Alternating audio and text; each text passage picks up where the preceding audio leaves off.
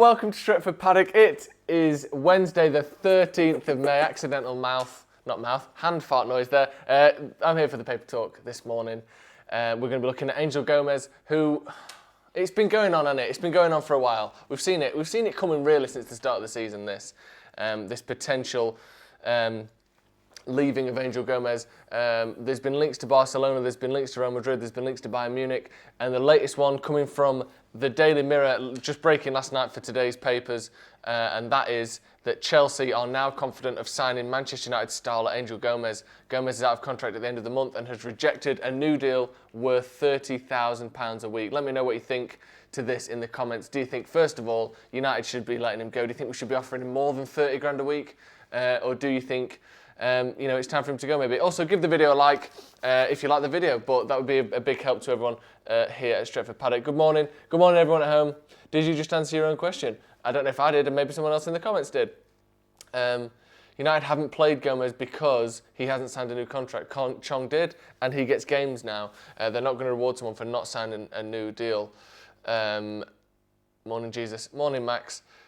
He thinks he's better than the club. Far better opportunities out there for Gomes. So there are definitely people on either side of the argument on this one. People who think that he could be playing for a bigger club, getting more games at somewhere that's more likely to win trophies than United. And there does seem to be quite the cohort of people as well who think, United have brought him through, United have treated him well up to this point, and he's maybe even being a little bit disrespectful. Again, they're not my opinions, but it seems to be the certain opinion of I wouldn't even say a particularly small minority either. So let's get into the story properly, and we'll continue this chat in the comments in a little minute. Again, this is coming from the Daily Mirror, but it's been reported everywhere. It's in the Mirror, it's in the Mail, the Star. I think Sky were looking at it last night, but I'm not sure about that. It was certainly reported in most of the newspapers today and online. Chelsea believe they are close to landing United starlet Angel Gomes. The 19-year-old midfielder in England under-20 international has recruited super agent Pini Zahavi. Oh, everyone's a super agent now. All you need is 3 players and you're a super agent. Who's heard of Pini Zahavi? I'm sure he's, in the agent world, he's big news. But I wouldn't call it. I think there's 2 big super agents in there. You've got your Mendes, you've got your Raiolas. I mean, it's literally them too. But apparently, Pini Zahavi is also a super agent now. Understood to have held talks with the Blues after Blues transfer. Wait, what? Who is understood to have held talks with Blues transfer chief. Sorry, my mistake. Marina Granovskaya. Gomes is out of contract at United at the end of the month and has rejected a new deal worth £30,000 a week. Now, I know he's a good player. 30 grand a week seems a lot, doesn't it, for someone who's made about 6 first-team appearances? But again, I'm not exactly entirely sure of the exact wage structure of each player coming out of their youth contracts, because I know there's a big jump there. United remain hopeful of tying the midfielder down to a new contract, but Gomes wants regular first-team football after just 6 first-team appearances for Ole Gunnar Solskjaer's side this season. Lampard remains a massive advocate of promoting youth at Stamford Bridge, with the likes of Mason Mount, Fikayo Tomori, Reece James having all benefited from the Derby's boss's philosophy. Also, you could probably add Tammy Abraham to that list as well. Gomes captained England under-19s to World Cup success in 2018. How insane is that? Let's not forget that when we're talking about Gomes here. What a talented player he is. And anyone that's seen him, and I know pre-season is a different kettle of fish altogether, but just an extra chance to see him in the flesh and to see him training. His touch and his ability on the ball is second to none at United. We don't get much chance to see his passing range or his finishing ability. Certainly in the first team, those opportunities are limited. But his control and his control of his body and his control of the ball is, I would say, arguably the best of anyone at United. Obviously, it helps. His stature helps with that. But he's so smooth on the ball, and there's definitely a lot of talent there. And again, that's proven by the fact that he was the England under-19 captain that won the World Cup in 2018. And only last month suggested he wanted to stay at United and win trophies. This was last month. Over the years, coming up from the academy and being at United my whole career, it's what I want to go on to do, win trophies for the club. So there's obviously a love for the club. There's obviously an admiration and gratefulness for what the club's done for him. But it's interesting, and here's the thing, there's a couple of things with this, and I always try to dig a little bit underneath the surface of these articles just so we can all understand a little bit more about the motives behind them and the likelihood, therefore, of them being accurate. If this was any other club, and it was a player of Gomes' stature who, I don't mean physically, I mean in the club, who admittedly is a very highly prized talent and has been for a long time. But in the last season or so, his star has fallen quite dramatically, both in terms of, we've seen Greenwood come past him and he's a year younger. We've seen, the likes of Martinelli, and we've seen the way Chelsea have done things, bringing through players who are, again, all of them older than Gomes. I think maybe Martinelli is younger, but Chelsea's youngsters are all 21, 22. But in the last year or so, the name Angel Gomes has been tarnished slightly by the disagreements in contract, not playing as many games, being sort of usurped in the squad by Mason Greenwood, although there's no shame in that. But I think a player of his sort of size and standing at any other club, you would sort of say, yeah, this is probably going to happen. Because people wouldn't waste column inches on writing whether a youth player is, maybe going to leave or maybe going to stay, or, it would be a bit more, we'll leave it till we know, we'll write a few stories around it when it's going to happen and we'll move on. Let's say this was, a Wolves Academy player.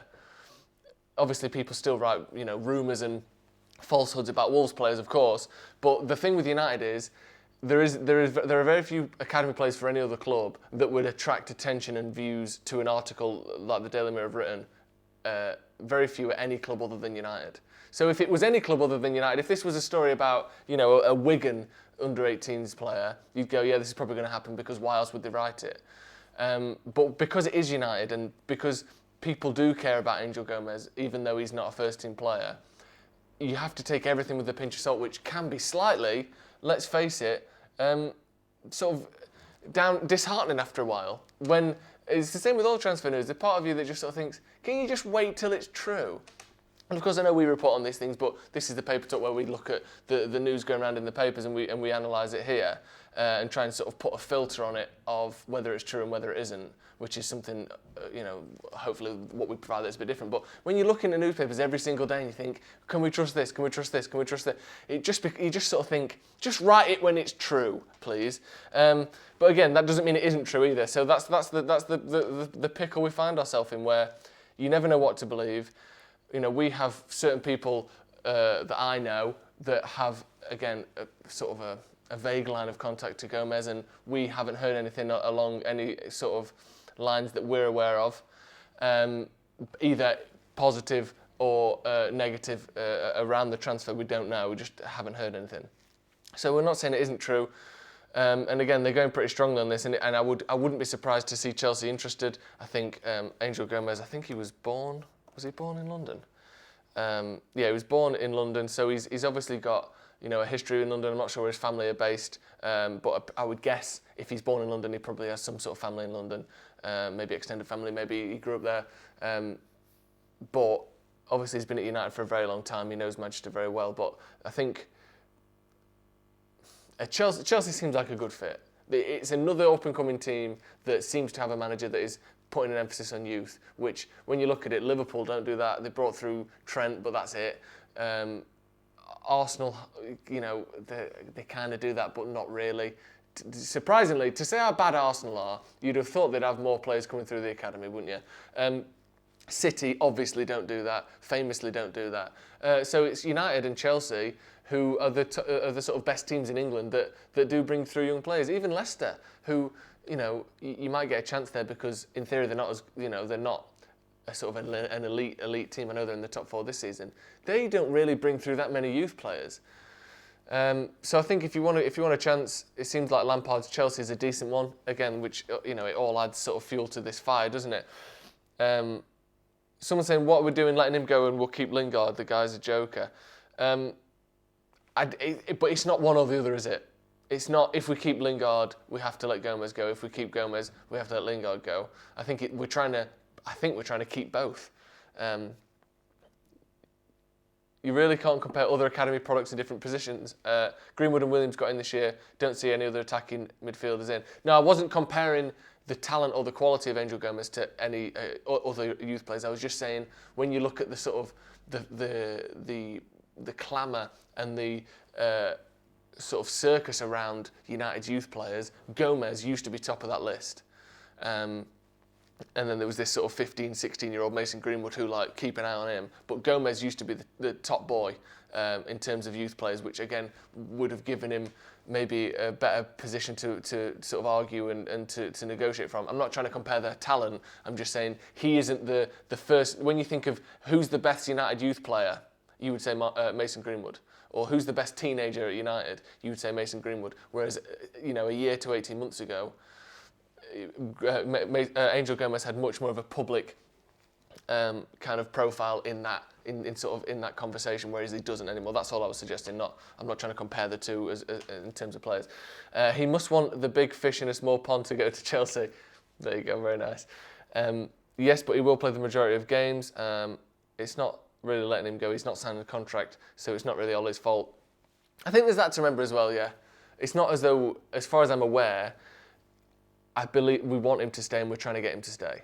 I think there's also, there's things going on behind the scenes. If you want more information on this, and I will get David Pritt on very soon to go over this a little bit more, because I think now would be a good time to have a chat about David, who's, if you haven't seen the youth reviews before, he's our sort of youth team expert. He follows the academies around, goes to most games and is very knowledgeable about not just the players and who scored, but kind of behind the scenes, where you can in the youth teams, in the youth games, you get a bit more of a sort of hands-on.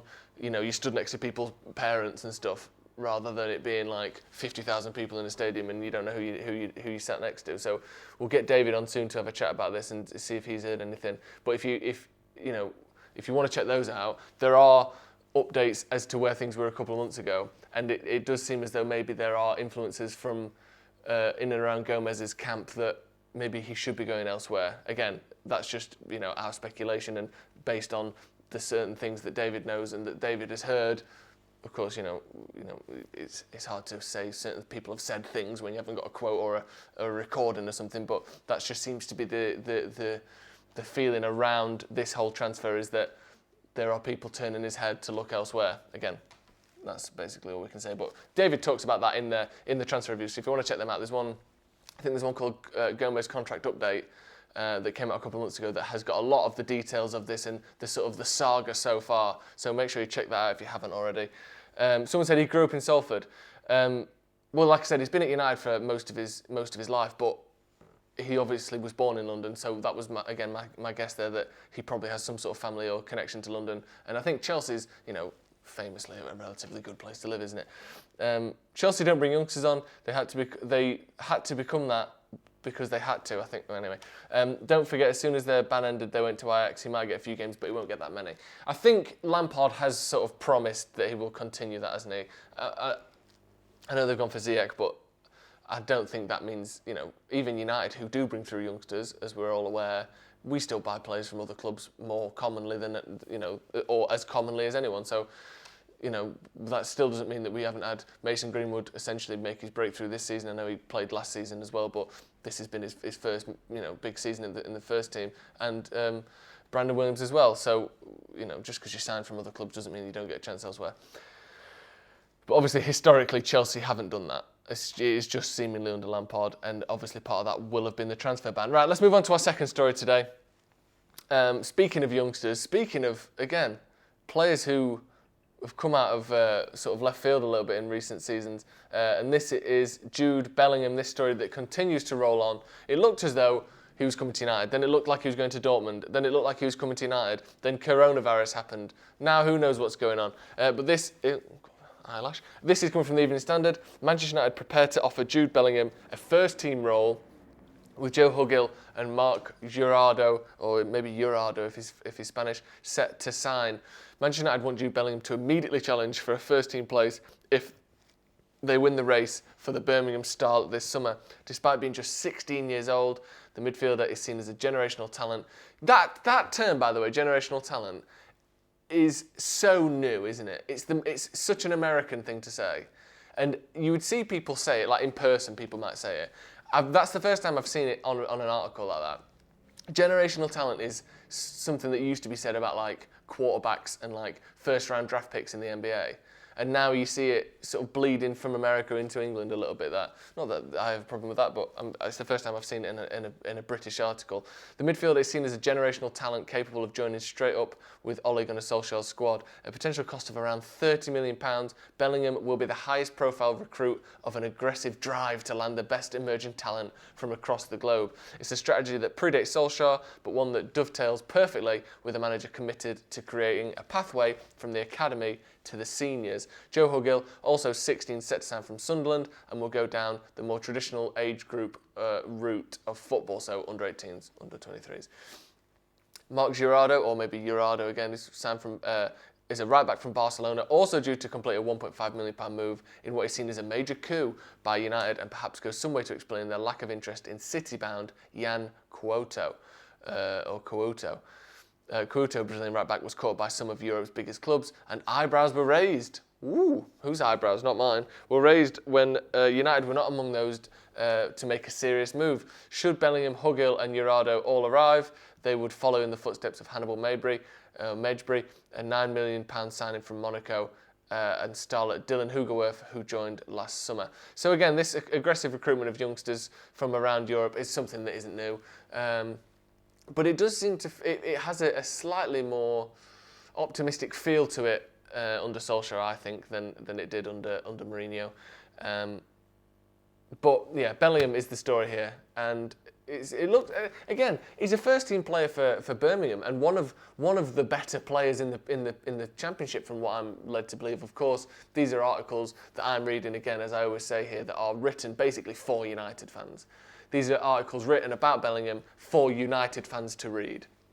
So you read them and they're saying, look how good he is. He's generational talent, one of the best players in the Championship, and he's only 16. And if that is true, then why wouldn't he be fighting for a place in the first team? You know, Dan James came in and you know, no disrespect to him because I think he's been brilliant for United and vastly exceeded my expectations. He wasn't one of the best players in the Championship last season. And yet he came in and has been a first-team regular. I wouldn't even say first-team regular. He's been one of the first names on the team sheet for most of the season. He's played about 40 games, Dan James has. So, you know, if Jude Bellingham is as good as people are saying he is and is as good as it seems like he is, I don't think the fact that he's 16, and I'm not going to say the Ferguson quote or the Busby quote or whoever he gets attributed to every time it goes round, even though it is a great quote, I'm just not going to say it. But, you know, just because he's 16, if he is really as talented and as good as he seems to be, I'm certain he could make an impression on the first team, especially in midfield when, you know, we've got some good midfielders, but it's certainly a position that isn't world class at the moment, and I think a deep line defensive midfielder who can bring the ball out and play well on the ball. I think, you know, there's a lot of teams in the Premier League who are crying out for that, and United are one of them. Signing those 16 to 17-year-olds is a lottery. If 2 or 3 of them come off, it's more than worth the small money we pay for them. Yeah, exactly. They're you sort of, you know, you buy your lottery ticket, but you're also buying a couple of scratch cards. And it's sort of like, well, not even a lottery ticket because they're even a less chance of them coming off. But it's basically they're lottery tickets, those players. You can buy, you know, you go out and buy a mansion that is Harry Maguire, and you think, I can basically see what this house is. We like this house. We're going to pay. We're going to have to maybe slightly overpay because it's in a good neighbourhood. Brackets Leicester, but we know what the house is. We're going to get it. These guys are. I'm just going to go and get a scratch card from Spa, scratching it off, and you're like, well, that didn't work. But I only spent £1 on it. I didn't spend the 10 million that I spent on the mansion. And that's the thing. These players as well. You get them at 16, 17 years old. Obviously, the dream is that they come into the first team and they are world class. That's the first choice, which would be good. You know, Bellingham, he comes into the first team and is world class. The second option is.